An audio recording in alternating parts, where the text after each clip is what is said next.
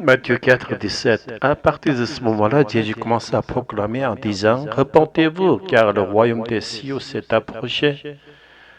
Le verbe grec erisso, traduit ici par proclamer, signifie fondamentalement crier à haute voix devant une foule. Par exemple, le cri de hurrah d'un peuple célébrant sa libération d'une colonisation appartient à ce type d'acclamation.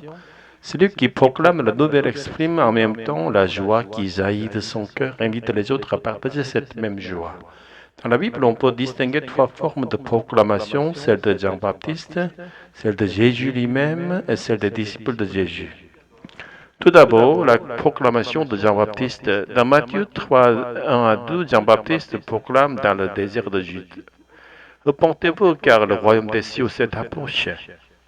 C'est exactement le même message que celui proclamé par Jésus dans le texte que nous méditons aujourd'hui.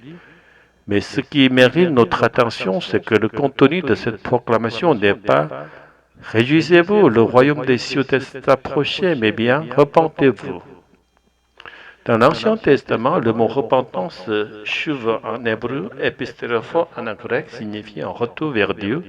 Mais dans le Nouveau Testament, c'est un autre verbe qui est utilisé, metanoeo, ce qui met davantage l'accent non pas sur l'action extérieure de revenir, mais sur la transformation intérieure de la volonté qui précède ce retour. Autrement dit, ce qui compte ici, c'est moins le comportement que le changement du cœur. Il ne s'agit seulement d'un mouvement invisible vers Dieu, mais d'une véritable conversion du plus fond de l'âme. Ainsi, Jean-Baptiste n'incite pas seulement à une action extérieure, mais frappe à la porte du cœur des gens.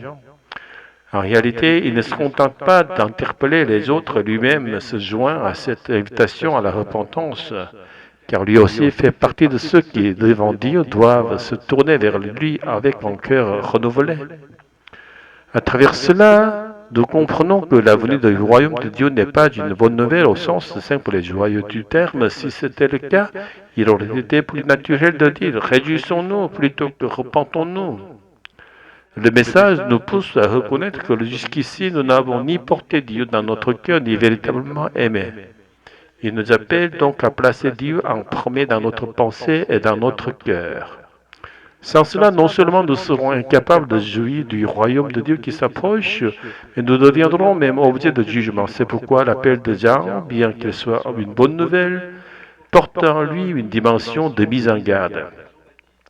Depuis Jean-Baptiste, le plus grand défi de l'être humain est de tourner son cœur vers Dieu.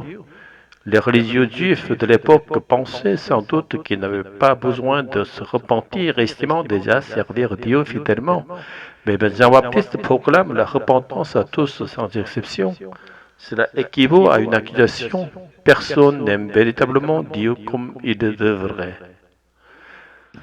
Jésus commença sa proclamation en reprenant les mêmes paroles que Jean-Baptiste. Cependant, le royaume de Dieu se trouve en réalité déjà présent car il est contenu dans la personne même de Jésus.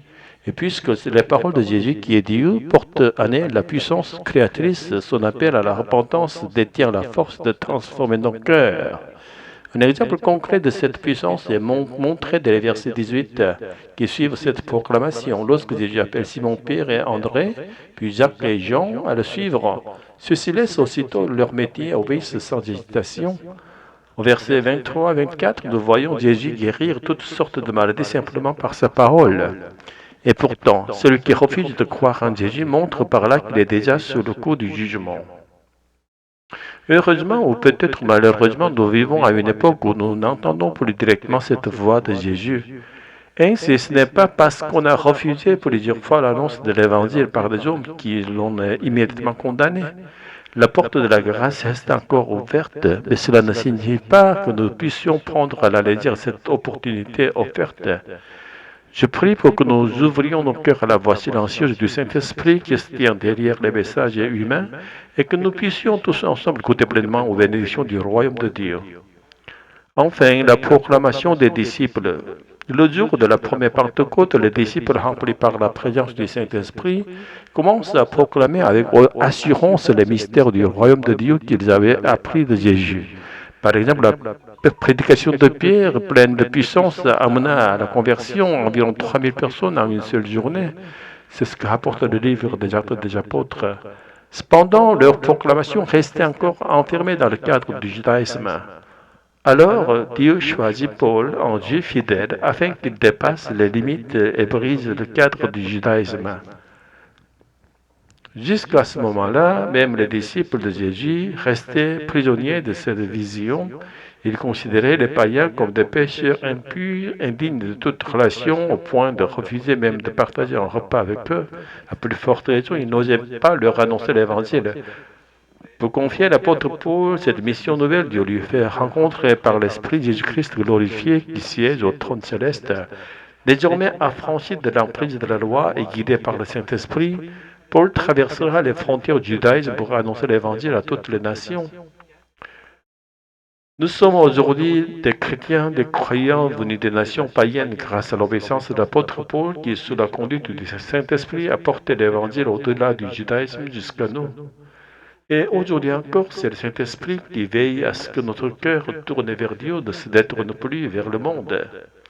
Tendons toujours l'oreille avec notre cœur à cette voix silencieuse du Saint-Esprit.